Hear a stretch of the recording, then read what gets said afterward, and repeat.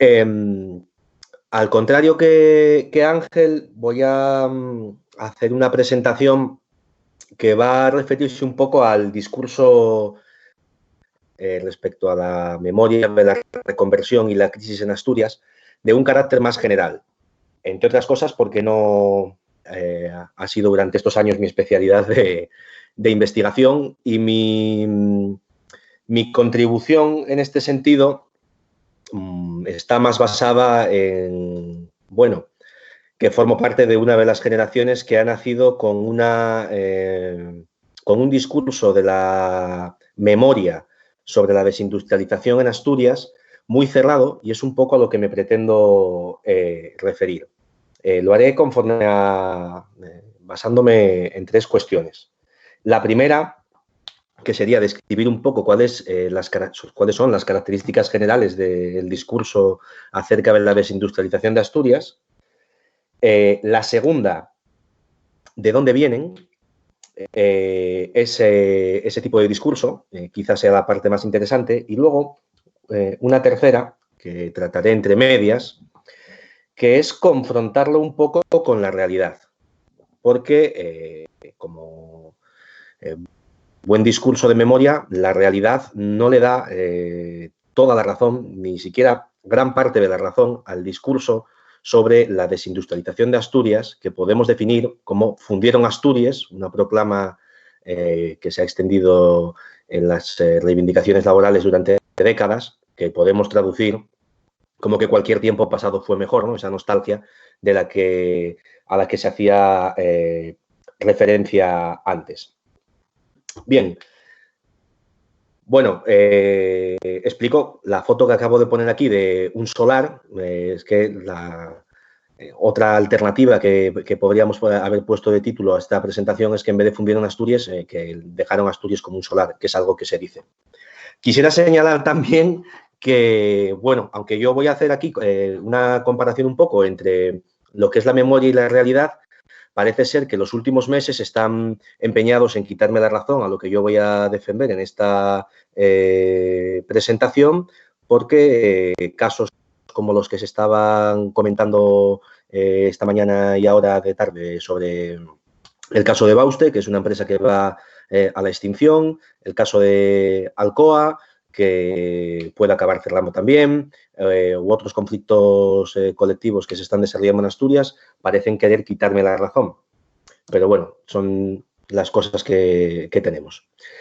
Bueno, la memoria de un campo temático. Si uno se acerca a la memoria general de la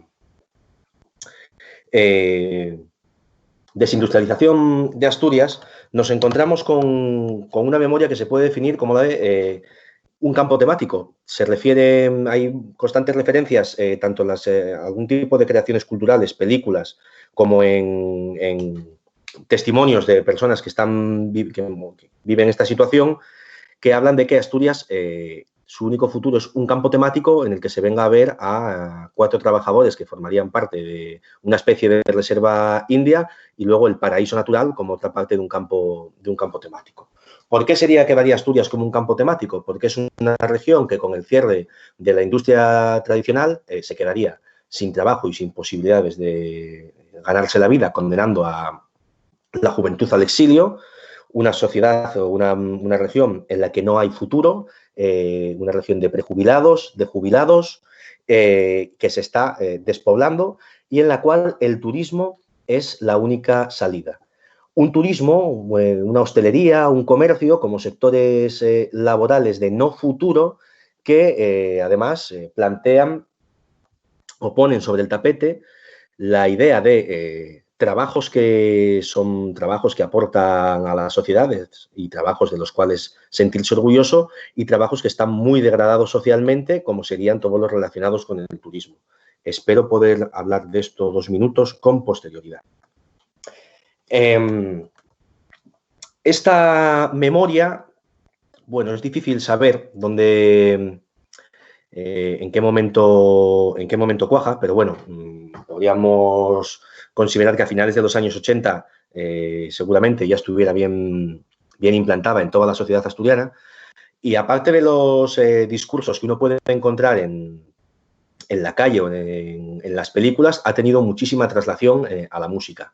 Os pongo aquí dos ejemplos muy concretos. El primero, el de abajo a la izquierda, el de homenaje a los valles mineros, luchador en crisis, es una colección de diversos tipos de música y de canciones relacionadas con la crisis, en este caso principalmente de la minería, que se hizo a finales de los años 90, que tiene, bueno, creo que son 8 o 9 canciones que merecen muchísimo la pena escuchar. Me parece que está disponible en YouTube para cualquier persona que tenga interés en acercarse un poco a los discursos musicados sobre la desindustrialización en Asturias. Y por otro lado pongo la referencia de Escape, más que nada porque Escape realizó hace unos 20 años una canción sobre Naval Gijón, uno de los astilleros que hoy en día están cerrados de la ciudad de Gijón y que tiene a día de hoy, cuando escribía esta ponencia, más de 1 millón de visitas en YouTube. Y eso da, una buena medida de hasta qué punto ha sido exitosa y se ha extendido la memoria sobre la desindustrialización en Asturias. Sobre todo porque Escape es un grupo que no es asturiano, sino que es un grupo madrileño. Bien, la memoria sobre esta desindustrialización tiene además dos claros culpables. Por un lado son las administraciones y por otro lado serían los sindicatos. También los partidos políticos, que se pueden incluir junto con las administraciones o junto con los sindicatos. Esto plantea, además, en un primer momento, un dato curioso sobre el que quizás cabría pararse a reflexionar en algún momento, ¿no? Y es que a pesar de que tanto las administraciones como los sindicatos a los que se les expone como culpables y como ladrones de haberse quedado con todas las ayudas, todos los dineros y en general con el futuro de esta tierra, a pesar de todo ese desprestigio, tanto los partidos políticos que han regido las administraciones, principalmente el Partido Socialista, como los sindicatos, principalmente la UGT, pero también comisiones obreras, han contado y cuentan con un amplio respaldo social en cada convocatoria electoral, ya sea política o sindical, en los últimos 40 años, ¿no? Sin haberse erigido ningún tipo de alternativa política o sindical que se haya sentado, a pesar de que ha habido varias, no diré oportunidades, pero bueno, varias alternativas en el terreno sindical y sobre todo en el terreno político. Bien, Asturias, patria sin sol, que rezaba o que reza una canción muy deprimente sobre lo que era la Asturias de principios de los años 2000, que de hecho, no sé si era esta o era otra, pero llegaba a comparar Asturias con Sarajevo, atendiendo a Sarajevo en las circunstancias de la guerra de Bosnia en la antigua Yugoslavia, no al Sarajevo actual o al Sarajevo de los años 80, ¿no? Retomando el hilo. Perdonadme que me deshile un poco, pero hablarle al ordenador me resulta bastante complicado, lo siento. Bien, digo, Asturias patria sin sol, pero al menos ese día. Hay que contraponer un poco esta idea de una Asturias desindustrializada con una crisis de identidad, no solo con una crisis de identidad, sino con una crisis en general de la cual la región no puede salir y está abocada al más absoluto, no ya fracaso, sino al más absoluto abismo, con luego unos datos que puestos en perspectiva, por ejemplo, con el resto del país, no reflejarían el desánimo que cunde en las filas de los asturianos, por lo menos de los nacidos del año 95 hacia atrás. En primer lugar, en Asturias no hay trabajo, pero la tasa de paro que existe en Asturias, a día de hoy no, por cuenta de esta maldita pandemia, pero en general está desde principios de los años 80 estable, salvo picos puntuales, por encima del 15%, entre el 15 y el 20%. Es una tasa de paro muy estable y que está un poco por encima, pero en sintonía con la tasa estatal. Y desde luego está muy por debajo de otras zonas del país, como pudiera ser Andalucía o Canarias, que han tenido tasas de paro mucho mayores. Porque en general también tiene mejor situación económica que otras zonas del país. Asturias está desindustrializada, pero conserva industria. De hecho, sigue habiendo conflictos industriales en esta permanente desindustrialización a la que nos referimos los asturianos, ¿no? Tiene mejores situaciones.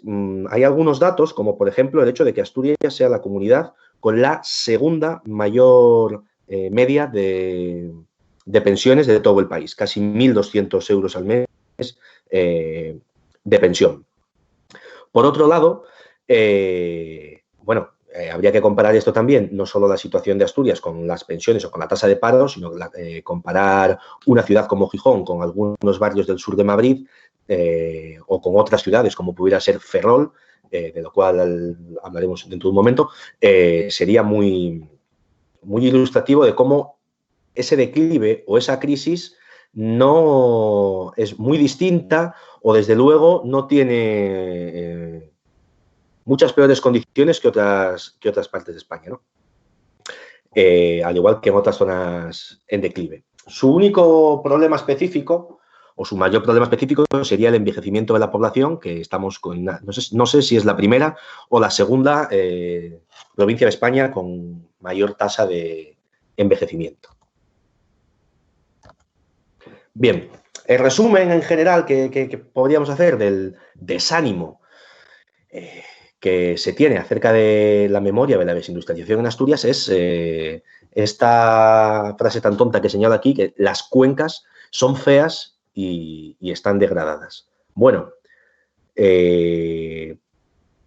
puede ser cierto. A mí la primera imagen no me parece de una zona que sea fea, pero a sus propios habitantes les parece que eso que se expone aquí, los castilletes de una mina y instalaciones mineras, reflejan una fealdad del paisaje. Respecto a que están degradadas, pues hay como todo. Hay zonas bastante degradadas, pero desde luego están bastante menos degradadas que Ferrol, ciudad en la que tuve la oportunidad de vivir y en la que puedo asegurar, me imagino que como la gran mayoría de las personas que hay aquí, que la puedan conocer, que esta foto que expongo no me hizo falta buscar mucho para encontrar imágenes así y podrían encontrarse imágenes mucho peores de una ciudad como Ferrol. O no digamos ya otras zonas, yéndonos de España y buscando otras zonas en declive de otras partes del planeta, como pudiera ser Detroit. Dentro de las cuencas mineras que están tan degradadas, sin embargo, nos encontramos con una lenta pero creciente industria hotelera e incluso con algunas fábricas, como esta que se muestra aquí arriba a la izquierda, bueno, fábricas. Esto es un centro de trabajo de una empresa informática que da trabajo a más de 1.000 personas, la mayor empresa de las cuencas ahora mismo, de tipo privado. La cuestión por la cual se ha extendido esta memoria de la desindustrialización en Asturias, una memoria tan pesimista de dejar a Asturias como un solar, no está tan relacionada con la situación real que tiene Asturias en estos momentos, sino con el recorrido que ha tenido en las últimas décadas. ¿Por qué? Porque al contrario que otro tipo de zonas en declive o de zonas en reconversión, en Asturias se llevan décadas de reconversión. En concreto, podemos decir que desde principios de los años 60, primero con la creación de UNOSA y con posterioridad con la creación de UNINSA y de Ensidesa. El hecho de que tanto las minas como la siderurgia girasen de lo privado a lo público fue precisamente porque eran sectores productivos que se encontraban en una crisis importante. Y este dato tiene una doble relevancia. La primera son esas décadas de reconversiones aproximadamente 60 años, que hace que desde hace muchísimas generaciones se vivan,